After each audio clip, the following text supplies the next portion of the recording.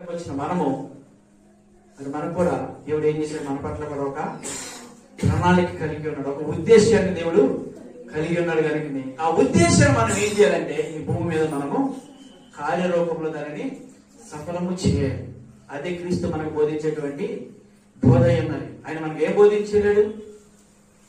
ప్రేమ, సహనము, క్షమాపణ, ప్రతిది కూడా ఆయన మనకు బోధించలేడు. కాకపోతే ఈ రోజున ఆయన పూజించి మనం ఏం చేస్తామంటే పక్కొంటే మనకి పడదు, ఇరుగు పొరుగు అంటే పడదు, ఒక సేవకుడు ఇంకొకరికి పడదు, ఒక మినిస్ట్రీ ఒక మినిస్ట్రీకి పడదు. మాది గొప్ప మాది గొప్ప మాది గొప్ప అని ఏం చేస్తున్నారంటే ఎక్కడికి వెళ్ళిపోతున్నారంటే ఒక